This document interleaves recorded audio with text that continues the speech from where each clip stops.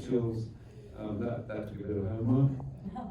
But I think every actor has their own way inside. I mean, I like to read the script in detail and to think about what is behind, underneath every line, and what are the thoughts or reactions I potentially can have listening to another character in the scene. So that's just a lot of thinking and imagining.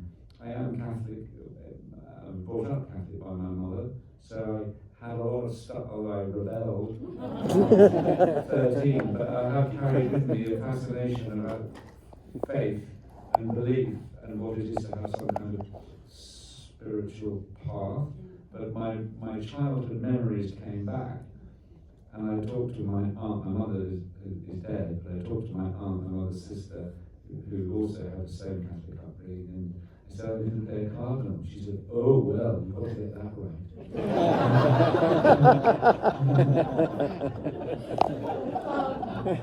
And like you, I hadn't read the book by Robert Harris before, so I went in completely blind. But later on, after the fact, I learned that your character was actually Italian, and then was rewritten to be English. Can you talk to us a little bit about that? Well, yes, on the Robert Harris's book, he's Cardinal Lomelli, and he's Italian.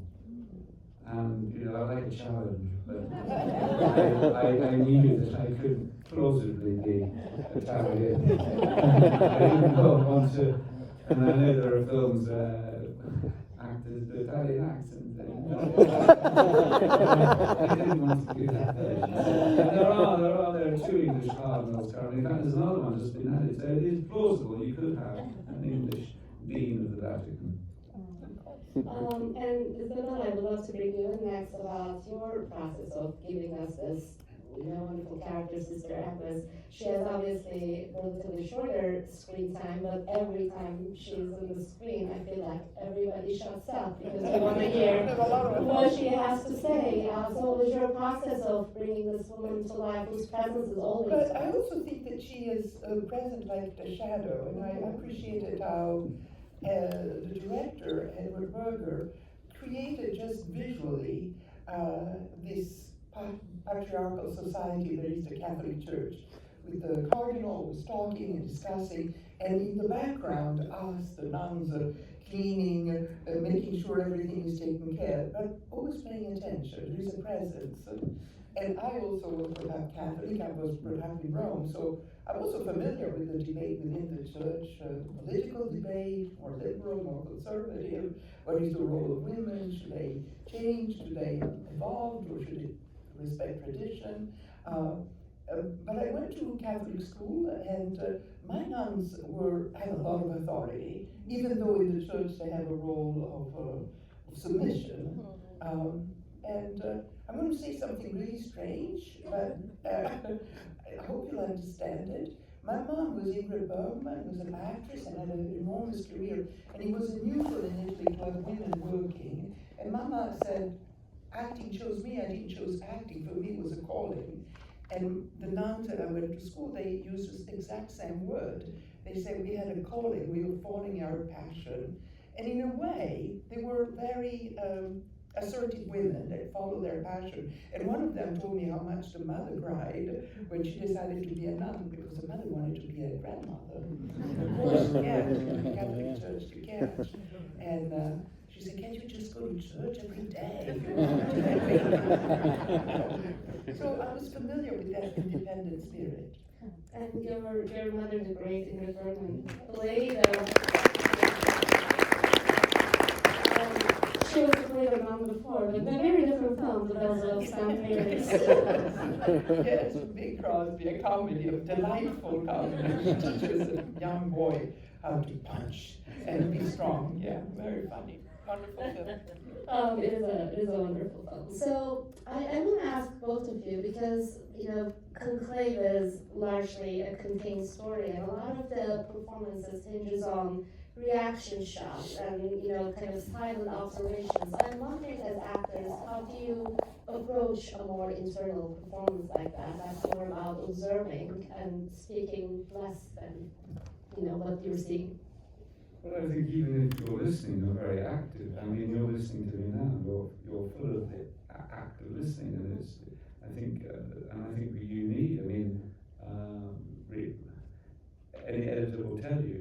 guy talking, but it doesn't make any sense on film unless you have a reaction shot. You've got to know what that helps the audience along, and this was a great reaction shot part, I suppose. But I mean, I think the thing is, you're full. If you're full of real attention and listening, you are full of interior action and thoughts and shifting stuff that's going on as you listen. And you know the close up, the eyes are the window to the soul, and so not just in Lawrence's part, but all the parts we see into the eyes of these cardinals, and I think it's clearly not an action film. What's going on is a reaction film. And I think that how people react and how Lawrence reacts it should be posted. My role was a reaction role, but also it really indicated this division of the role of women, silent, obedient, serving, and the role of men. So I appreciate it. There was a shot that we did at the beginning of the film where I admired the director really using films not beyond words. It's also a visual art. And the camera was very up high, and he was just photographing us small. And the nuns are all dressed in blue, and the cardinal all dressed in red.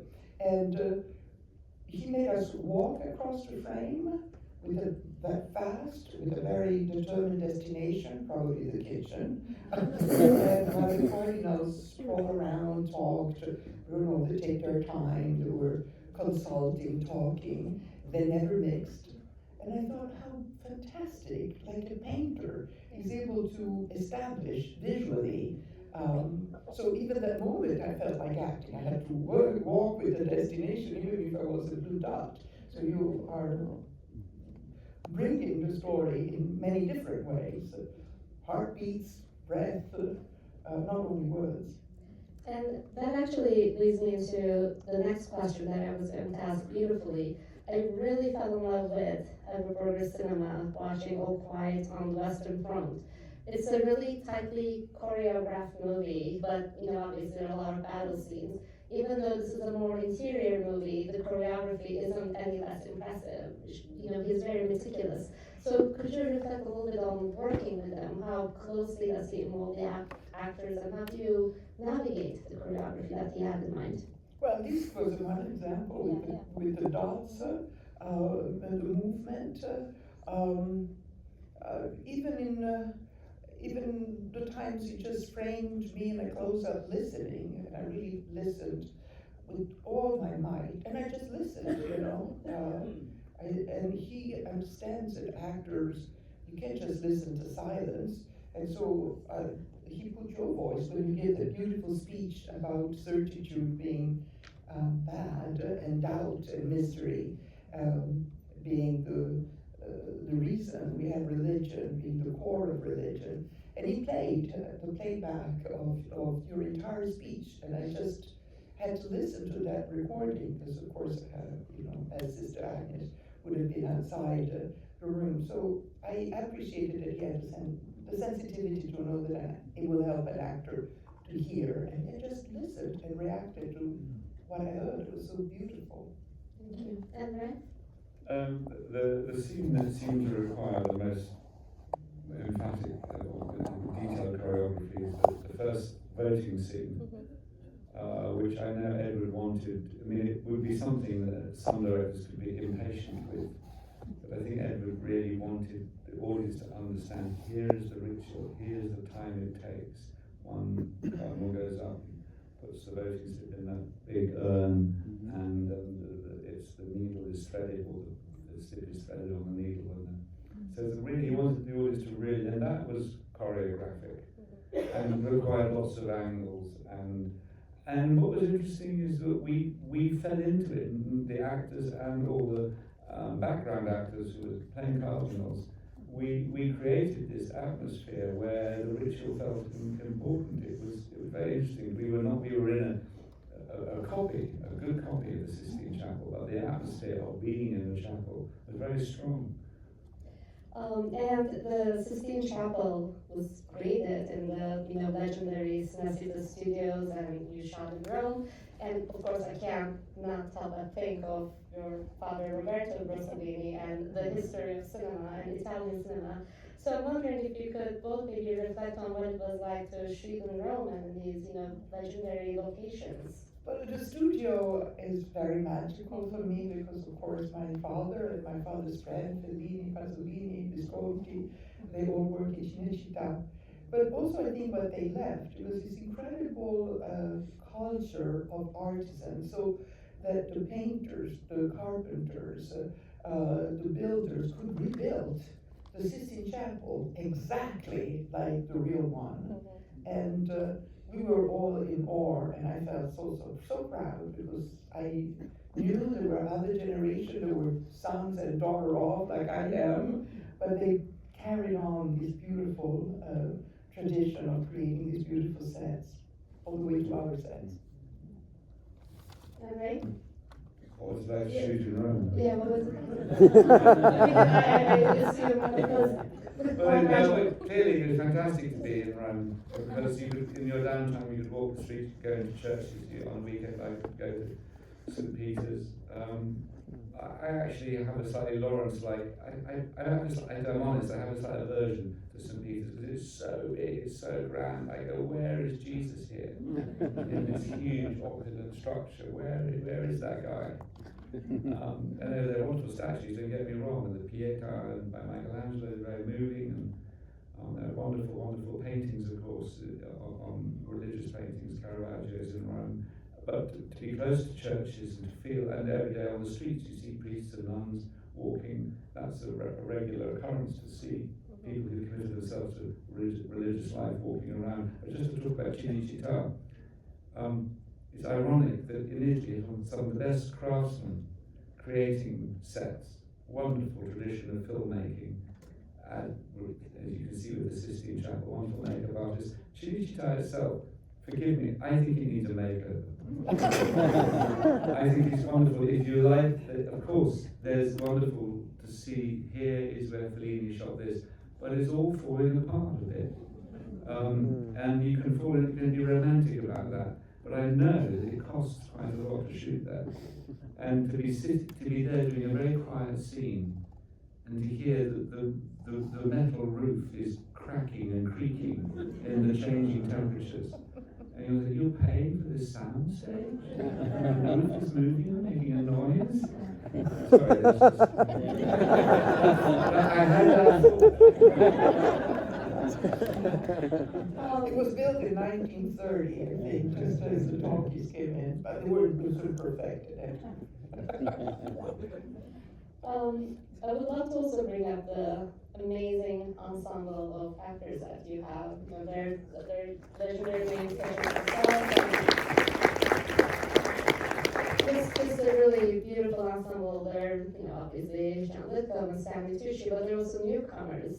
Carlos Diaz, this is his first screen role. So I'm wondering if you could tell me a little bit about the why that when the cameras weren't rolling, were you all in character, or what was that energy like between this big ensemble? Rafe is every scene, so he couldn't join us in the several dinners we had in Rome. But also visits to church.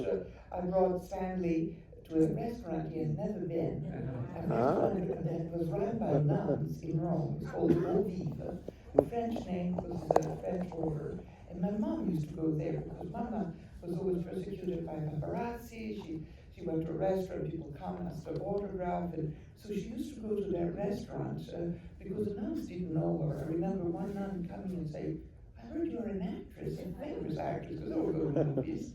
And so I brought Stanley and John there, and they sing, and it's full of cardinals, and of course the church, the Vatican. The Vatican is a city within Rome, and it is the most international. There are people from Africa, from Asia, from America, from South America, and it's in these restaurants, so you see all these different ethnicities and nationalities, and they sing and they pray and they eat. And so there we were with Stanley. He was mesmerized. And what was it like for you to be a part of this amazing ensemble, and especially working with some fantastic. I mean, these are brilliant, brilliant. I mean, Stanley Tucci's a friend. He's wonderful to act opposite. Same with John Lithgow, same with Lucian Massananti. Carlos Diaz is not an actor when he arrived. He was a wonderful actor when he finished. Wonderful spirit, wonderful man, kind, open. All the qualities you see in him, he has naturally. Sergio Castellito, who plays the very right-wing cardinal, Cardinal Tedeschi, fantastic, wonderful to be with. We were a happy company. We were a company of actors, and of course we had this shining light.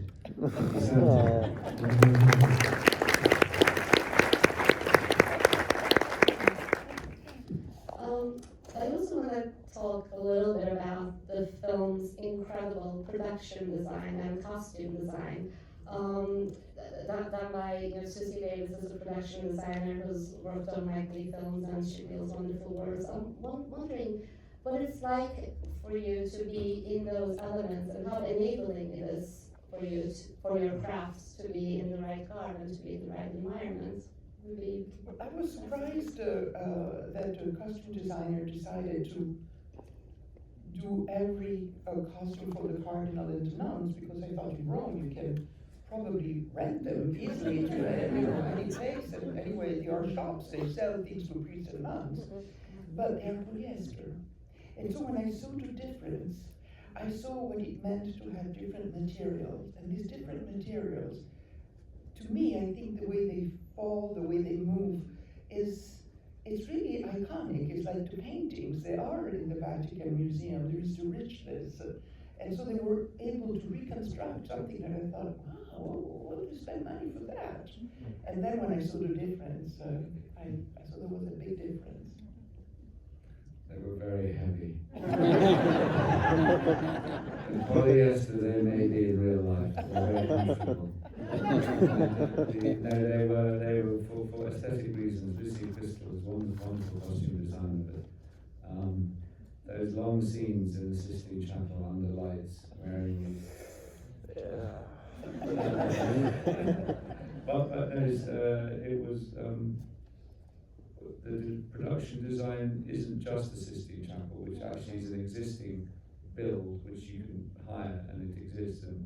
But it was actually as much choosing great locations to give you the sense. We couldn't shoot in the Vatican, so other locations are there to give you the impression that it's in the Vatican. And those locations there's a wonderful palace called Caserta in Naples where we shot some of the scenes towards the end. So I think as an actor, to be in a real place, it always helps you. Just atmosphere, it just supports what you're doing. Thinking about the themes of this movie, I've been reflecting, and we need more movies like Conclave in the world. Movies that are not didactic, but they definitely have a clear point of view about the kind of human being we need to be. And to me, this movie is about maybe the most divine thing, the divine sign we have on the earth is our diversity as human beings. So I'm wondering, what kinds of conversations are you hoping to spark with this movie? It's very entertaining, but it's also very political. Well,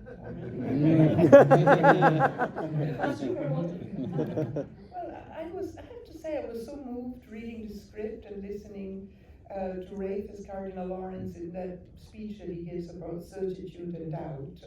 And to me, in a way, is what the film is about. The film is an ode to doubt and the limitation of human beings. You can have opinions and you could try to discern what's good and bad, but ultimately we're human beings, and we could be mistaken, and that is humbling. To accept doubt, to accept the mystery is very humbling, and I thought that was the strength of the film, and I do think there is that dimension, and I do think that I'm not a churchgoer, but I grew up Catholic. My grandmother was very religious, so was my aunt, and I was very attached to. And I do think it's a very religious film because of this humbleness and this acceptance. Yeah, I think I agree. I mean, I'm sure there'll be people who choose to take issue with it. I don't think the film is a sort of satire or some kind of simplistic critique of the Catholic Church. I think it's a look at, we all know priests and nuns or mullahs or rabbis or Greek Orthodox archimandrites, but they're all human beings. They're human, they're not all saints. And that is what's often moving about people who've made that commitment to that way of life. And we know there are transgressions in all religious organizations. It's run by human beings with an aspiration to something, but we fail. But I found that the film seems to me to ask the question, who is the right person to be the spiritual leader of this church? Who has in them the foundation, the depth of the spiritual wisdom? And I feel this film leads us to that person. And yes, there's a revelation which asks big questions, but interestingly, if it's a question, I mean, in the end, as I understand the film, the gender is irrelevant. It's about the spirit of the human that is going to lead the church. And from what he says in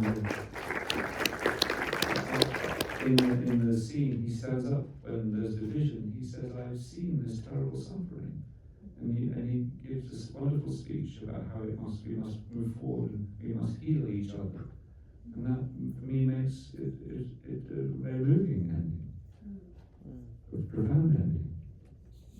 And this is also a really beautiful note to end our conversation on. I'm unfortunately getting the signal to wrap. Thank you so much. Thank you so much. Thank you.